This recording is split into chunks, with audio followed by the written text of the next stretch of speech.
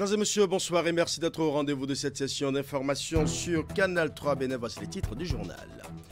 La nouvelle est tombée depuis hier. L'écrivain et journaliste Jérôme Carlos a tiré sa révérence à l'âge de 80 ans. Le décès de cette personnalité de la presse africaine, notamment celle béninoise, fait réagir plusieurs personnes qui l'ont côtoyé et qui ont appris à le connaître.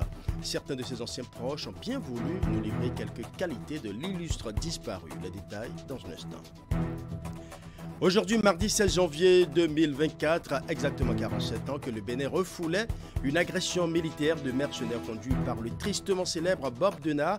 En souvenir aux enfants de la patrie tombés ce jour pour protéger le pays, l'état-major général des forces armées béninoises a organisé ce mardi une cérémonie de dépôt de gerbe à la place du souvenir à Cotonou. Nous recevrons également en plateau Zissou Daniel Laïnadou. Il est adjudant-chef à la retraite, deuxième vice-président de l'amicale des militaires retraités du Bénin Amreb. Il va nous dire comment les Béninois ont fait face à cette agression militaire. Nous parlerons également santé avec le ministre de la Santé, Benjamin Mpati, qui était ce lundi à l'aéroport international Bernardin Gantin de Cotonou. Il est allé réceptionner des vaccins antipaludiques dans le cadre de l'introduction du vaccin RTS dans le programme élargi de vaccination. La réception de ce nouveau vaccin par le ministre en charge de la Santé s'est déroulée en présence des représentants de l'UNICEF, de l'OMS ainsi que du système des Nations Unies. Voilà pour les titres, mesdames et messieurs. À nouveau, bonsoir.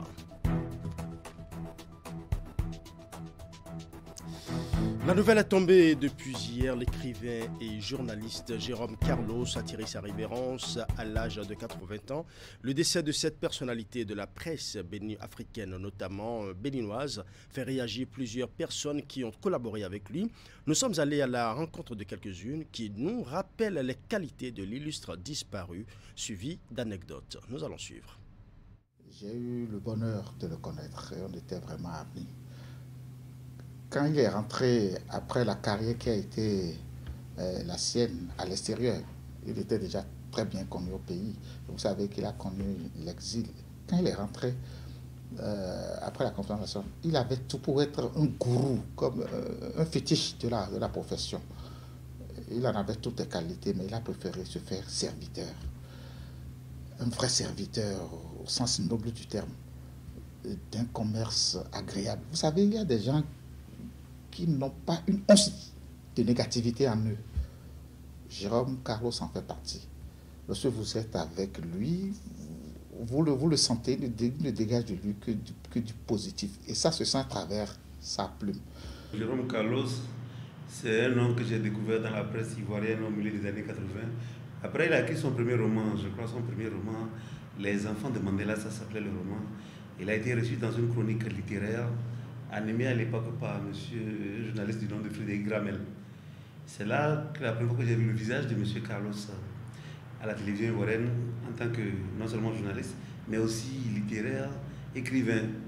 On a travaillé tout le temps ensemble, c'était un doyen à nous, un grand doyen qui n'hésitait pas à vous prodiguer ses conseils, qui n'hésitait pas à vous appeler pour vous faire des remarques par rapport à tel ou tel papier, et sans faire la leçon. M. Carlos n'aime pas faire la leçon ensemble, et puis souvent, on le taquinait pour dire, mais monsieur Carlos, avec votre charisme, avec votre expérience, votre expertise dans la profession, vous aurez quand même pu occuper des postes comme président de la HAC.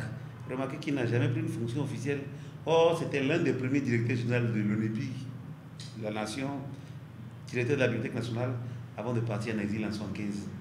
Mais il n'a jamais, depuis son retour, il n'a jamais voulu prendre un poste officiel. On lui a dit, mais prenez au moins un poste officiel pour être un repère pour nous. Il a tout dit non, non. Michel, je vais être au service de la presse, je veux rester dans mon privé.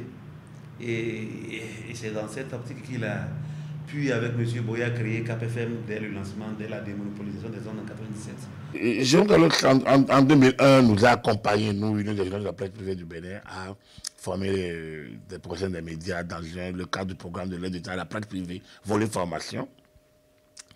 J'étais le président de l'Union et je lui ai fait appel. Elle a dit, Robin, si c'est le président, le peuple est de où? Comme la manière il parle, hein, toujours disponible. Il a accompagné cette promotion. Il était le coordonnateur général de la formation. C'était 3 semaines de charge d'expérience, d'un management terrible. Et la promotion avait été surnommée la promotion à Brinkman. Hein, donc c'était la promotion à Brinkman avec le conseiller Franck Ekpochemé. Madame Alec Djimadja, qui est à l'Assemblée nationale, chargée de mission du président, et beaucoup d'autres, j'en oublie sans doute. Cette promotion, aujourd'hui, comme je le dis, vous regardez, personne n'est en déperdition dans la profession, parmi cette promotion-là. Tout compte fait, je peux dire du doyen Carlos qu'il était le modèle de notre génération. Beaucoup d'entre nous l'ont souvent mis dans leur CV comme personne de référence, parce qu'on savait qu'il pouvait dire un certain nombre de choses sur nous, parce qu'il nous a fait. Je dois dire que Jérôme Carlos fut un intellectuel raffiné, un professionnel éprouvé et un modèle de rigueur. Je peux dire également que le doyen Carlos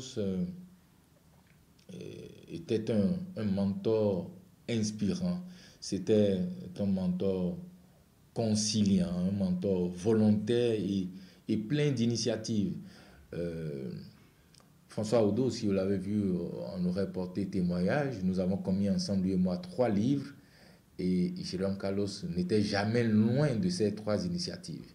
Il les a lus, il en a préfacé des livres, des productions que nous avons eu à faire. Il a pris des initiatives, nous associant, nous les deux. Et c'est avec une grande peine que j'ai appris son décès, étant entendu que nous étions en train de faire un film sur lui. On a collecté un certain nombre de témoignages, dont celui de ses fils, et il restait à prendre lui-même son témoignage. On l'a eu quelques jours avant, et là, une fausse compagnie, un peu comme il aurait dit encore lui-même, comme un bossu. Et depuis hier, et quand j'ai appris la nouvelle, j'ai eu un choc. Ce n'est pas dans mes habitudes par rapport à ça, parce que il y a au moins 2 ou 3 anciens auxquels j'étais proche aussi, qui sont partis comme ça, l'année dernière. Et pour ne pas se cacher, bon, j'avais dit, il est dans la liste, quoi. Je veux parler de Jean Ouza, de l'ORTB. Je vais parler de Zekpa. Raoul, qui était aussi de la presse écrite. Et je n'ai pas eu le même choc que pour Jérôme Carlos. Parce que Jérôme, c'était un grand frère, c'est un ami. Et c'était surtout aussi le premier patron que j'ai eu dans la profession.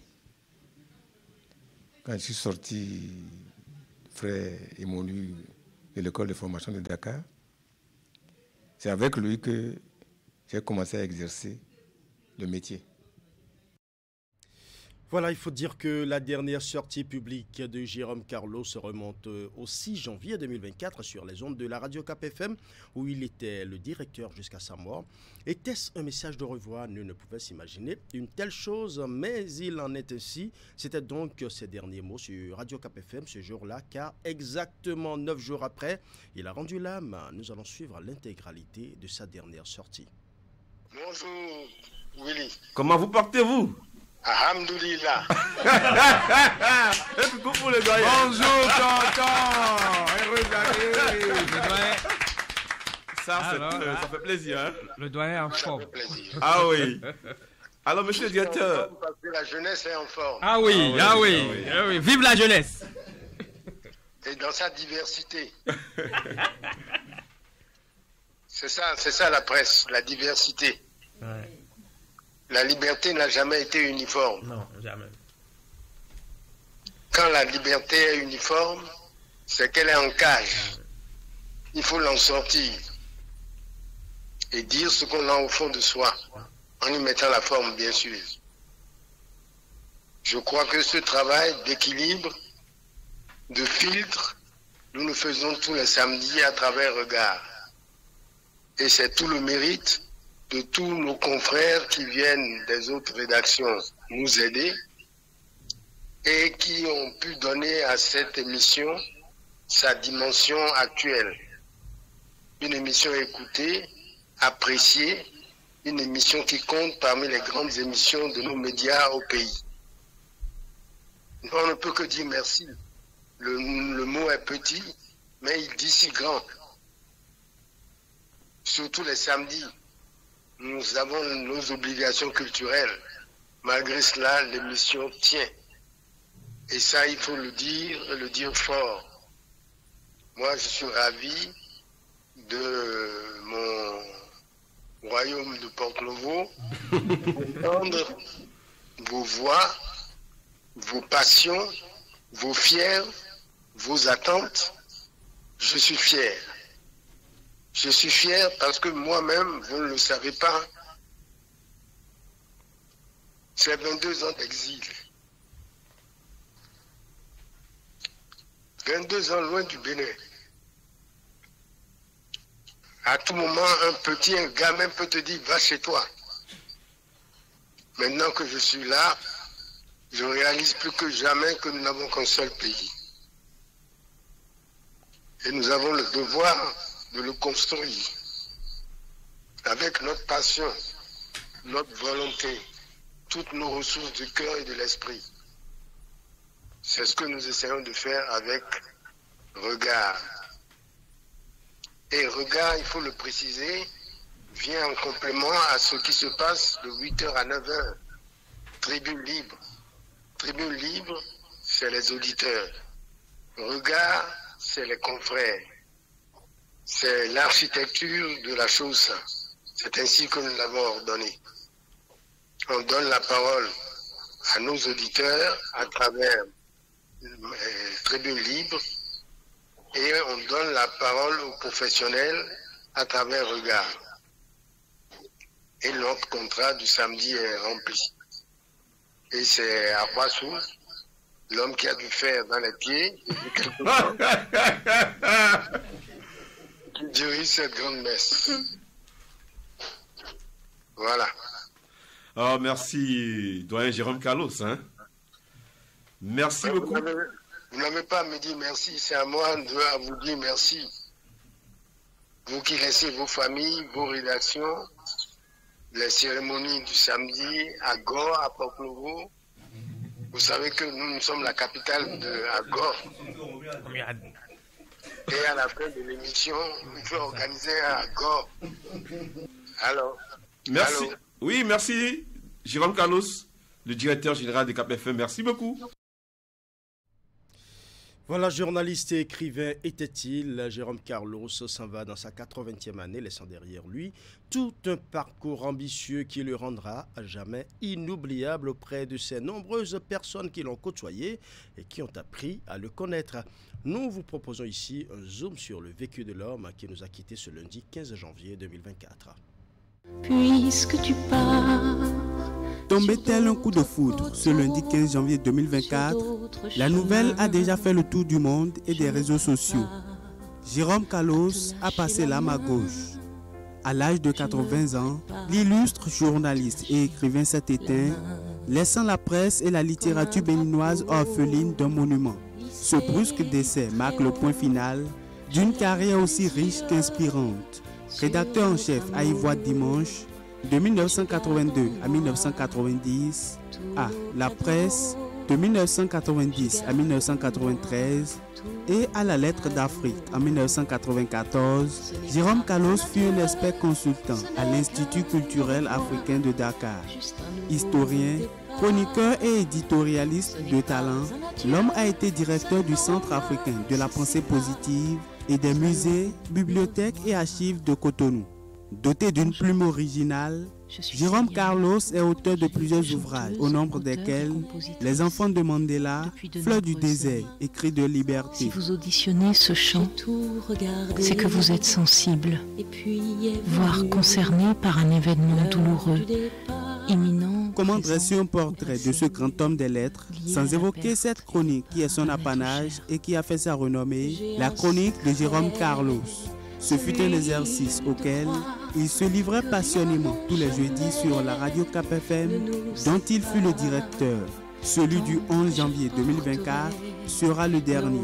Né le 30 septembre 1944, le baobab de Porto Novo s'en est allé et les réactions n'ont pas tardé à fuser sur les réseaux sociaux. D'autorités politico-administratives aux professionnels des médias, un hommage a été rendu aux retraités, de vives émotions et des espérances ont été exprimées. Wilfried Léon Ngwedi, porte-parole du gouvernement, a ainsi salué un homme inspirant qui force respect et admiration. Le président du parti Union Progressiste Le Renouveau, Joseph Diobrenou, met en avant sa rigueur et son professionnalisme avant d'ajouter « À l'avenir, nous écouterons son silence et y puiserons la lumière qui éclairera davantage notre chemin commun. » Pour le ministre Yves Kwaro-Chabi, Jérôme Carlos fut un éminent journaliste dont la verve et l'élocution étaient aussi séduisantes qu'accrocheuses. Repos éternel aux disparus. Un ressenti, une émotion, quelque chose qui ressemblerait à votre propre histoire, votre propre vécu douloureux. Voilà, mort l'écrivain, mort le journaliste. Vive l'écrivain, vive le journaliste et que Jérôme Carlos se repose en paix. Aujourd'hui, mardi 16 janvier 2024, l'état-major général des forces armées béninoises, avec à sa tête son chef, le général Fructueux Gbagidi, a organisé une cérémonie de dépôt de gerbes à la place du souvenir à Cotonou. Une cérémonie assez sobre, avec la présence de quelques parents des victimes de l'agression de 1977. Dans son message, le chef d'état-major a exprimé ses émotions à la mémoire de ces dévoués à la cause de la patrie. Il a aussi renouvelé l'engagement des forces de défense à œuvrer davantage pour garantir la sécurité et la quiétude sur l'ensemble du territoire national. Voici le compte rendu de Florence Bossa. La place des Martyrs à Cotonou, ce 16 janvier 2024. Le chef d'état-major fait son arrivée sur les lieux. Revue des troupes.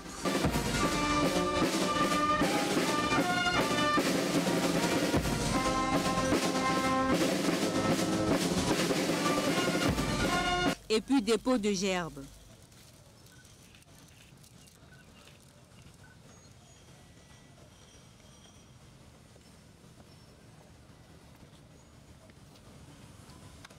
Un moment de recueillement, signe du respect de la mémoire des dignes fils du Bénin qui ont péri lors de l'agression du 16 janvier 1977. Visiblement une cérémonie sobre mais remplie d'émotions. C'est toujours avec beaucoup d'émotion que nous venons à ces moments de recueillement. Respect pour ces anciens qui sont tombés pour le Bénin. Ils sont tombés parce qu'ils étaient persuadés de ce que notre Bénin doit toujours être défendu. Le souvenir des martyrs disparus il y a 47 ans est encore vivace dans la mémoire de leurs frères d'âme encore en fonction. Par la voix de leur chef, ils s'engagent à maintenir et faire maintenir au pays un environnement de quiétude au profit de la population béninoise. Nous restons dans la même philosophie et nous ferons toujours de telle sorte que chaque fois qu'on nous attaque, ce soit le dernier jour pour ceux qui nous attaquent. L'histoire retient qu'au petit matin du 16 janvier 1977, un petit aéronef du type DC-7 avec à sa tête le mercenaire français Bob Denard se posa à l'improviste sur l'aéroport de Cotonou. À son bord, des passagers très peu ordinaires. Objectif, s'emparer du palais de la Marina afin de renverser le régime marxiste-léniniste du lieutenant Mathieu Kérékou. Pendant des heures, l'armée béninoise va contenir des assaillants qu'elle va réussir à mettre en déroute. Mais l'opération s'achève malheureusement avec la mort de 7 compatriotes immortalisés ici à la place des Martyrs. Et justement, parlant de cette agression du 16 janvier 1977, nous recevons en plateau Zinsou Daniel Aïnadou. Bonsoir. Bonsoir, monsieur le journaliste. Vous êtes adjudant-chef à la retraite, deuxième vice-président de l'amicale des militaires retraités du Bénin Amreb, c'est bien cela? Exact.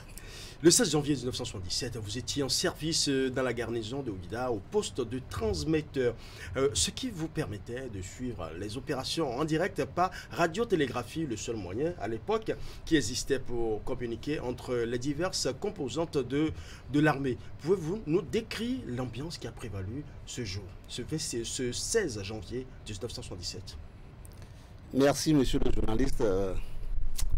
Comme vous l'aviez si bien dit, j'étais donc en service à Ouida. Oui. Et c'est donc de par ma position de transmetteur que j'ai pu suivre les événements qui se passaient à Cotonou ce jour-là. Sur le terrain. Parce que mes collègues étaient aussi à leur poste de transmission à l'état-major de Cotonou. Et dès que les choses ont commencé, nous étions les premiers donc à être informés et informer aux autorités qui étaient avec nous. Donc, comme chacun le savait en ce temps-là, c'était vraiment triste. Mais c'était sans compter, ce qui était arrivé là, c'était sans compter sur le patriotisme du peuple béninois, le patriotisme de l'armée nationale à l'époque. Vous avez tantôt vous avez tantôt dit que vous avez informé les autorités en temps réel. Quelle a été la première réaction des autorités à l'époque, puisque vous étiez en communication et vous receviez toutes les communications justement, cela vous permettait de savoir ce qui s'est réellement passé? Oui. En fait, les chefs militaires, ils sont faits pour ça. Et dès qu'ils ont reçu les ordres de leur chef hiérarchique, ils ont donc pris les dispositions pour mettre la troupe en alerte. En alerte maximum. Et chacun devait s'occuper de son poste pour rendre valablement ce qu'il doit faire pour que les choses ne viennent pas nous assaillir comme les gens l'avaient prévu avant d'arriver. Ouais. Et cette attaque, vous l'attendiez? Est-ce que vous l'attendiez ou bien est-ce que les mercenaires sont venus par surprise? Est-ce que ça a été vraiment une surprise pour l'armée? Parce qu'on sait que l'armée d'habitude se prépare à toute éventualité.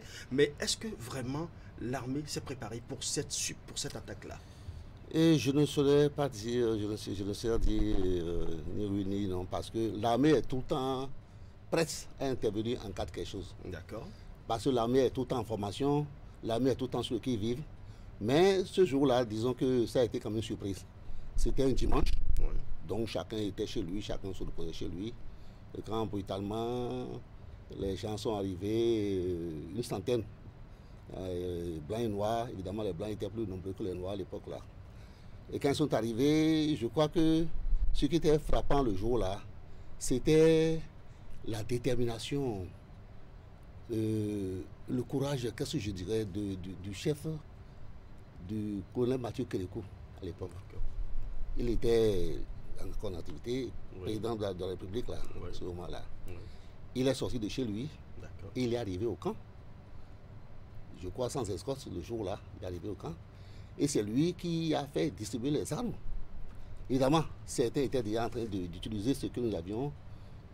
C'était pas tellement... C'était les anciennes armes que nous avions, mais nous avions d'autres armes là que les mercenaires ne connaissaient pas. Nous avions des armes sophistiquées, mais qui étaient là en cas d'agression. En cas d'agression, voilà. Donc, ce jour-là, le magazine n'était pas là. D'après les renseignements que j'ai reçus, le magazine n'était pas arrivé. Et il fallait que le chef de l'État lui-même vienne faire casser la porte du magasin pour distribuer les armes. Pour faire distribuer les armes. Donc, il était pratiquement au front lui-même. Oui, bien sûr. Il n'était pas fait. Il a fait distribuer les armes et il a commencé par donner les ordres qu'il faut, les instructions qu'il faut. Le chef ne va pas se placer devant. Au front. Oui. Mais il peut suivre tout de près et donner les directives qu'il faut. Oui. Mais qu'est-ce qui aurait pu se passer à l'époque là si les soldats n'avaient pas mis en déroute l'ennemi? Ah, cette question, vraiment. Oui. Il y a, je crois, il y a deux choses. Oui. La première, c'est que s'ils n'avaient pas réussi, s'ils n'avaient pas pris la déroute, on les aurait écrasés. Vous en êtes certain? Oui, j'en suis certain parce que c'est parce qu'ils ont été surpris par la pression du feu qu'ils ont demandé à partir, afin qu'ils se sont retirés. Ouais. La pression du feu était tellement nourrie qu'ils ont été obligés de foutre le camp. Donc, s'ils avaient insisté, on les aurait écrasés. Ça, j'en suis très sûr. Bon, maintenant, si le contraire se passait, Monsieur Poyon, à l'époque, il était dans l'avion, il était avec eux. d'après le document, c'est lui qui devait prendre le pouvoir Kérékou ce jour-là. On a même jusqu'à voir son discours d'investiture ce jour-là. Et s'il avait pris le pouvoir, je ne suis pas sûr qu'il puisse gouverner en ce moment-là. C'est pas sûr. Ah oui. Parce que le peuple était déjà bien préparé. Enfin, la révolution les avait déjà préparés. Même si aujourd'hui, on n'en parle plus avec de bons yeux. Oui, c'est vrai. C'était, vous voyez, donc le patriotisme ne permettrait pas à Péon de gouverner, à moins qu'il fasse venir les forces étrangères. Ouais, je vois. Et aujourd'hui, 47 ans après, quel est le souvenir qui vous a marqué et que vous gardez le plus de cette journée du 16 janvier 1977? Ce grand souvenir-là, oui, comme je le disais tantôt, c'est le patriotisme qui animait le peuple et les soldats, les journalistes. Ce patriotisme-là était très avancé. Et vous avez vu, parmi ceux qui sont morts là, il y a eu un civil. Il y a eu un civil de nom de Comlan Sylvain. Ouais. Il est sorti avec son arme à feu. D'accord. Vous voyez, donc, pour défendre la patrie. Pour défendre la patrie. Il n'était pas militaire. Et il y a plusieurs qui étaient sortis avec des gourdins contre les armes sophistiquées de l'ennemi. Vous voyez, donc c'est ce souvenir-là qui m'est resté gravé. Sans qu'il y ait un grand patriotisme. Ah oui, oui. Et aujourd'hui, 16 janvier 2024, pensez-vous que cette célébration commémorative retient l'attention de nos dirigeants, des citoyens, avec toute la charge historique et de bravoure dont vous avez d'ailleurs fait mention tout à l'heure, qui s'y dégage? Bon, l'attention, oui, puisque j'ai constaté que on a refait un peu la place des martyrs. Vous parlez de place de souvenirs, moi je ne suis pas tellement de... Je n'en fous pas cette appellation-là, je vous en parlerai tout à l'heure. Vous préférez parler de place des martyrs? Voilà, je préfère parler de place de martyrs. Est-ce que ce n'était pas vraiment une place de martyrs? Ouais. Vous voyez, la place de martyrs a été rénovée, ouais. C'est devenu beaucoup plus beau. Et je crois que ça c'est déjà une bonne chose. Et lorsque le temps nous permet au moins d'aller déployer les gerbes aujourd'hui, ouais, c'est déjà quelque chose. Mais c'est encore peu. C'est encore peu... Qu'est-ce que vous auriez aimé qu'on fasse ça davantage? Oui, au départ, oui, qu'on revienne d'abord sur le nom de place des martyrs. Parce que à la conférence nationale, excusez-moi, il semblerait que ceux qui étaient en ce moment-là à la base de l'agression étaient à la conférence nationale. Parce qu'ils étaient revenus au pays, ce sont nos frères. Ouais. Ils étaient revenus au pays. Et il fallait le dialogue national quand même. Voilà, c'est à cause du dialogue là qu'ils ont dit, au lieu de dire pas des martyrs, est-ce que vraiment il n'y a pas eu martyr? Ouais. Hein? Il n'y a pas eu martyr. Est-ce que nous avons été agressés par des forces étrangères? Nos fils sont morts, nos enfants sont morts pour ça. Et on dit de ne pas dire martyr, c'est vraiment dommage. Oui. Ça a été la toute première victoire des forces armées béninoises dans le temps, mais aussi la toute première défaite de Bob Denard, le tristement célèbre Bob Denard, oui, parce que avant le Bénin, il n'avait jamais connu de défaite. Comment est-ce que vous vous sentiez en ce moment après la déroute? Oui, c'est la fierté nationale et la fierté, parce que, comme vous venez de le dire, il est passé d'abord 2 fois au Comores, il a réussi. Il est allé au Katanga et puis encore ailleurs, je ne sais pas, mais il n'avait jamais réussi. Ouais. Il avait toujours plutôt réussi, ouais, à avoir ce qu'il voulait. Il réussissait toujours ses coups. Et au Bénin, il n'a pas réussi. Donc c'est une fierté. Ouais. Une fierté nationale, une fierté pour l'armée béninoise. Et c'est pourquoi je disais que il est vrai qu'aujourd'hui, nous déployons le gerbe qu'il faut, mais pourquoi ne pas étendre ça pour en faire une fête de l'armée au moins? Ne disons pas une fête, n'allons pas dire une fête nationale, mais au moins une fête de l'armée. Parce que comme on dit, vous venez de dire, de confirmer que c'est la toute première victoire de l'armée des forces armées béninoises. Ouais. Pourquoi ne pas en faire une fête de l'armée nationale? Ouais. Les autorités nous suivent actuellement certainement, oui, qu'elles prendront en compte votre proposition. Et il y a pas le dépôt des gerbes que nous voyons comme geste. Qu'est-ce que cette date doit réveiller et animer en nous, notamment pour notre génération et c'est l'avenir? Oui, ce que je souhaite le plus, c'est que on en parle très peu. Ouais. Pourquoi ne pas en parler? Nous avions dit la toute première victoire de l'armée nationale. Pourquoi ne pas en parler dans l'histoire, dans les écoles et dans certaines structures qui le méritent? Parce qu'il semble que ça rentre dans l'oubliette, un an arrive, on va te poser les gens et puis c'est fini. Pourtant, c'est un événement assez précieux. Ouais. En son temps, c'est un événement assez précieux. Et je crois que Et si on ne fait que pour les gens, un jour va arriver où on va tout oublier. Il faut qu'on en parle, il faut qu'on si on peut même en faire une fête comme je viens de proposer, ça va être une très bonne chose.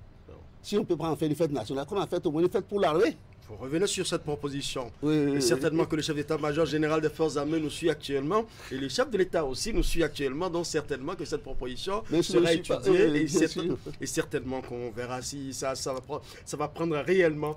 Merci à vous, Zissou Daniel Aïdadou. Je rappelle que vous êtes adjudant-chef à la retraite, deuxième vice-président de l'amicale des militaires retraités du Bénin, AMREB. Merci d'être passé sur ce plateau. Restez avec nous pour la suite du journal. Merci, monsieur le journaliste. Parlons à présent du Forum économique et commercial et d'investissement Turquie-Bénin organisé ce lundi à la Chambre de commerce et d'industrie du Bénin. Un rendez-vous pour échanger et nouer des partenariats initiés par la CCI Bénin et qui permettra entre autres de renforcer les liens économiques et commerciaux entre les deux pays. Cette rencontre entre entrepreneurs, investisseurs et acteurs économiques n'a duré que 24 heures. Nous allons suivre. Une journée pour discuter, échanger des idées novatrices et explorer des axes qui permettront à la Turquie et au Bénin de renforcer leurs relations économiques. C'est ce que vise le Forum économique commercial et d'investissement Turquie-Bénin qui s'est ouvert lundi ici à la Chambre de commerce et d'industrie du Bénin, CCI Bénin à Cotonou. Un événement qui prend racine dans la concrétisation du programme Choose Bénin. Ce forum revêt une importance particulière car il représente une opportunité exceptionnelle de renforcer les liens économiques et commerciaux entre nos deux pays. La Turquie et le Bénin partagent des valeurs communes d'ouverture, d'innovation et de coopération. Et il est temps de concrétiser ces valeurs au travers de partenariats futurs. Le Bénin offre un environnement propice aux investisseurs avec une économie en plein essor et un gouvernement engagé dans la concrétisation d'un climat des affaires favorable. L'état des relations diplomatiques et de la coopération et la revue du commerce bilatéral ont été exposés à l'assistance. Les principaux secteurs économiques ainsi que les opportunités d'affaires et d'investissement, les principales réformes mises en place par le gouvernement béninois et les sociétés turques participantes au forum ont également fait l'objet de présentations. Quand nous analysons les chiffres des taux d'export de Bénin et la Turquie, nous voyons bien qu'il y a encore beaucoup à faire, tant bien qu'en termes d'investissement, qu'en termes de commerce entre les deux pays, on a beaucoup de choses à faire ensemble. Les relations fondées par la Turquie sont toujours fondées sur des bases gagnantes et fondées sur de l'honnêteté. Et je crois que dans tous les autres secteurs, tant bien politiques, économiques et culturels, que ça va continuer. Pour ce forum économique, des secteurs clés tels que l'agroalimentaire, les infrastructures, les énergies renouvelables et le tourisme ont été identifiés comme des domaines d'opportunités porteurs pour le développement de partenariats d'affaires entre les deux pays. L'objectif est de co-investir ensemble au Bénin afin de pouvoir exporter suffisamment également en Turquie pour équilibrer la balance commerciale et créer des emplois au Bénin afin que la réalité du mot que l'ambassadeur turc a prononcé ici, les coopérations gagnant-gagnant, soit une réalité. Le président de la CCI Bénin encourage les entrepreneurs et investisseurs, les acteurs économiques présents au forum à saisir cette occasion pour tisser des liens durables et mutuellement bénéfiques. Toute chose qui contribuerait à l'épanouissement des deux économies et aussi au début d'une collaboration fructueuse entre la Turquie et le Bénin. Je l'annonçais en titre, le ministre de la Santé Benjamin Hunkpati était ce lundi à l'aéroport international Bernardin Cardinal Ganti de Cotonou. Il est allé réceptionner des vaccins antipaludiques dans le cadre de l'introduction du vaccin RTS dans le programme élargi de vaccination. La réception de ce nouveau vaccin par le ministre en charge de la Santé s'est déroulée en présence des représentants de l'UNICEF et de l'OMS, sans oublier celui du système des Nations Unies. Reportage. La lutte contre le paludisme engagée par le gouvernement à travers le ministère de la Santé se poursuit. dans le souci d'une solution pérenne de lutte contre cette maladie, considérée comme l'une des causes principales de décès des enfants de moins de 5 ans, et suite aux recommandations de l'Organisation mondiale de la santé, le Bénin a opté pour l'introduction du vaccin RTS dans le programme élargi de vaccination. Selon les données de l'OMS concernant l'année 2020, plus de 4,7 millions de cas de paludisme et 10 000 décès ont été signalés principalement chez les enfants de moins de 5 ans. L'arrivée du vaccin contre le paludisme constitue une avancée décisive dans la lutte contre la maladie. C'est un game changer, pour le dire en anglais. Et quand je pense que le vaccin contribuera à coup sûr à la réduction de la mortalité infantile, quand je pense aux économies en ressources grâce à la réduction des hospitalisations, quand je pense à l'allègement de la pression sur le système de santé du pays, alors je suis convaincu que nous touchons là quelque chose de grand. Les efforts inlassables du gouvernement dans la lutte contre le paludisme à travers son engagement sont ici salués par le système des Nations Unies. Cette cérémonie de réception des vaccins marque l'arrivée de plus de 2000 doses de vaccins au Bénin. L'occasion est ici choisie pour rappeler aux différents acteurs leur responsabilité pour un bon usage de ces vaccins. L'arrivée des 215 900 premières doses de vaccins contre le paludisme au Bénin est une importante étape vers une vaccination plus large contre l'une des maladies les plus mortelles pour les enfants africains. C'est le lieu pour moi d'exhorter les agents de santé de tous ordres à poursuivre inlassablement les efforts afin que les objectifs de couverture vaccinale soient atteints. Je voudrais une fois encore, à cette occasion, rappeler aux populations que la vaccination reste et demeure l'une des stratégies les plus sûres, les plus efficaces et les plus rentables pour lutter contre les maladies. Je garde espoir qu'avec l'initiative de la vaccination contre le paludisme, nous arriverons bientôt à bout de cette maladie. Ainsi, après le Cameroun, la Sierra Leone et le Burkina Faso, le Bénin vient en 4e position sur la liste des 9 premiers pays approuvés par Gavi pour bénéficier du soutien à l'introduction du vaccin dans son programme. Son administration aux enfants de moins de 2 ans sur toute l'étendue du territoire national est prévue dans les tout prochains mois. Le Bénin entend se conformer à la réforme régionale de l'harmonisation de l'examen du baccalauréat dans l'espace UEMOA. Les ministres Yves Kouaro-Chabi et Éléonore Yaïla-Descamps ont à cet effet procédé ce mardi 16 janvier 2024 à l'installation du comité scientifique national du bac harmonisé. Les détails avec Esther Tofa. Le baccalauréat harmonisé, bientôt une réalité au Bénin. Le comité scientifique national en charge est installé ce matin par les ministres des enseignements secondaires et supérieurs en présence du directeur de l'office du baccalauréat. Au terme de plusieurs réunions et ateliers d'experts nationaux et internationaux, les 8 pays membres de l'Union ont réussi à prendre la directive numéro 07/2020/CM/UMOA du 28 septembre 2020, portant organisation du baccalauréat harmonisé au sein des États membres de l'Union économique et monétaire ouest-africaine, qui définit le cadre général du baccalauréat UMOA. Composé de 25 membres, ce comité rassemble les cadres techniques des divers ministères impliqués. Le baccalauréat harmonisé se justifie par le désir des candidats nationaux d'expérimenter le baccalauréat étranger afin de booster leurs chances d'insertion professionnelle. C'est une étape du processus, mais une étape très déterminante pour rejoindre les pays qui nous ont devancés.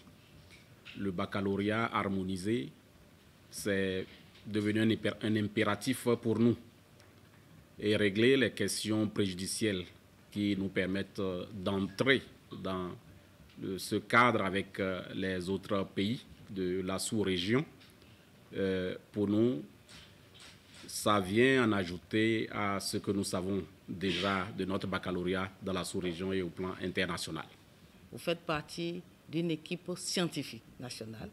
Et cette équipe va être connectée à une équipe régionale pour qu'il y ait une bonne cohésion, une bonne transparence et une bonne transition des échanges que nous faisons. Je voudrais vraiment, comme Monsieur le ministre, nourrir l'espoir de voir des bons résultats sortis de votre conclave, de vos travaux. Parce que ce sont vos travaux qui vont accoucher d'un certain nombre de documents donc attendus par l'organisation régionale. Le comité est présidé par un bureau de 3 membres dont le président est Ansek Kwame Gomez, représentant de la ministre de l'Enseignement supérieur au sein de ce comité scientifique national pour le baccalauréat harmonisé. Allons à présent à l'université d'Abomey-Calavi où une soutenance de thèse s'est tenue ce lundi dans la salle Etisalat. Gletonji Oswald Aklassato a présenté à un collège de professeurs les résultats de ses recherches sur le thème « Vulnérabilité des réseaux de transport et de distribution d'électricité du Bénin sous contrainte des perturbations et des extrêmes climatiques à l'horizon 2035-2050, sûreté et durabilité des réseaux ». Au terme de cette soutenance, les travaux réalisés par l'Impétra dans la spécialité énergie, environnement et climat ont été acceptés par le jury avec la mention très honorable. Les détails dans cet élément de Hugues Vingbe présenté par Florence Possa. Pendant 40 minutes, Oswald Aklassato a présenté au jury et à l'assistance les résultats des travaux effectués sur le thème « Vulnérabilité des réseaux de transport et de distribution d'électricité du Bénin sous contrainte des perturbations et des extrêmes climatiques à l'horizon 2035-2050, sûreté et durabilité des réseaux ». S'en est suivi une phase interactive d'une durée de plusieurs heures au cours de laquelle des observations ont été faites par les jurés et des réponses fournies par l'Impétran.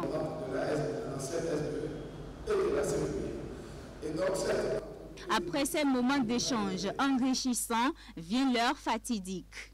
Le jury, après avoir délibéré, décide donc, sur cette base, d'accepter votre travail et de vous décerner le grade de docteur de l'université d'Abomey-Calavi en physique avec la mention très honorable.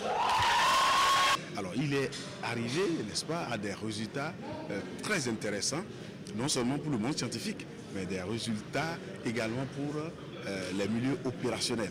En ce sens qu'il traduit ces résultats en termes de recommandations, de dispositions à prendre. Il a été éprouvé et à des moments donnés, je l'ai vu dans les limites de ses capacités, mais il n'a pas abandonné. Satisfait de la délibération du jury, Oswald Aklassato revient sur les mobiles qui sous-tendent le choix de son sujet. En tant qu'acteur et professionnel du secteur de l'énergie,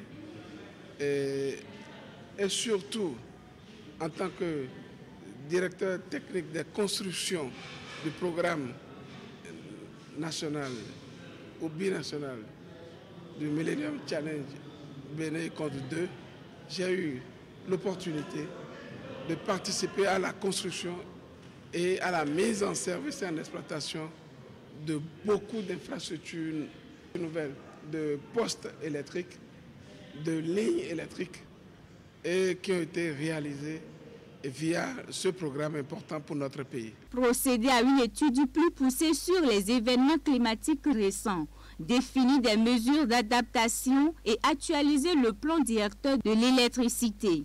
Ce sont entre autres les recommandations faites aux décideurs par le néo-docteur en physique, cadre de la Société béninoise d'énergie électrique.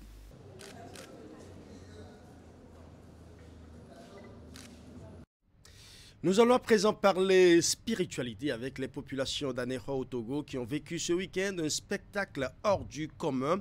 Le vaudou Zangbeto a circulé sur la lagune sur une distance de plus d'1 kilomètre. Autre fait insolite de ce spectacle, les dignitaires ont fait usage d'un téléphone traditionnel pour guider à distance le Zangbeto sur l'eau. Admirons simplement ce spectacle inédit. Attroupés en bordure de la lagune d'Aneho, ces hommes et femmes s'apprêtent à vivre un spectacle inédit. Le vaudou gardien de nuit, appelé Kelegbeto au Togo et Zangbeto au Bénin, va traverser le cours d'eau sans sombrer. Ce n'est pas n'importe quel spectacle de Zangbeto. Aujourd'hui, Zangbeto va traverser la lagune. D'habitude, on traversait de l'autre côté, mais à cause des mangroves, on s'est déplacé ici. Et le monsieur derrière moi, le grand prêtre, est en train de donner l'ordre à la divinité de traverser. Parmi les dignitaires réunis sur la berge, un objet spécial attire l'attention. Des bouts de bois sculptés en statuettes sont ici utilisés comme téléphone. Grâce à ce moyen de communication, le dignitaire donne des ordres aux Zangbeto à distance.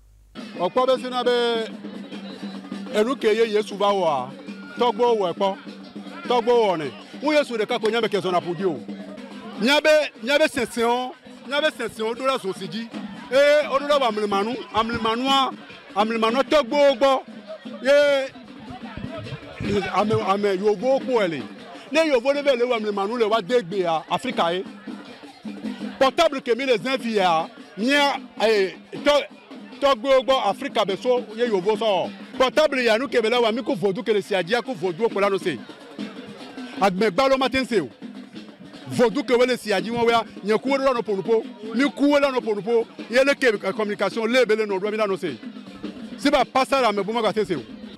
Même si nous n'avons pas pu entendre la voix de celui qui est au bout du fil de l'autre côté, la communication semble bien passer. Le Zangbeto suit les directives à distance. En moins d'une dizaine de minutes, le vaudou rejoint la berge. Il est accueilli par ses libations et des chansons.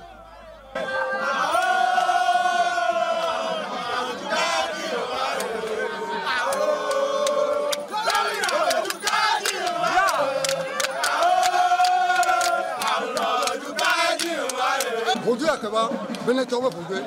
Moi, Benetton, une fois aux sorties du Baba. Même pour vous dire, la Gokome, Togo de Kome, et à moi, on va tout pas savoir. Mais il y a Gokome qui sont là. Tout de passe-passe ou réalité, ce téléphone traditionnel, selon les informations recueillies hors caméra, était l'un des moyens par excellence de communication entre les ancêtres africains. Mais seul un initié peut s'offrir ce mode de communication qui n'a besoin ni de crédit ni de forfait appel. Comme quoi en Afrique, tout est mystère et mystique. En sport, la première journée des phases de groupe de la Coupe d'Afrique des Nations se poursuit, mais dans le groupe D, les rencontres comptant pour la première journée ont toutes été jouées. La dernière affiche de ce groupe a vu les étalons du Burkina Faso s'imposer pour la première fois de leur histoire d'entrée à la Coupe d'Afrique des Nations. Nous allons suivre. C'était difficile, mais le Burkina Faso réécrit son histoire à la Coupe d'Afrique des Nations. Pour la première fois, les étalons s'offrent une victoire pour leur entrée en lice, alors que ce sont leurs adversaires du jour, les Mourabitoun de la Mauritanie, qui se sont procurés les occasions les plus dangereuses. Bertrand Traoré et ses coéquipiers ont pris la possession.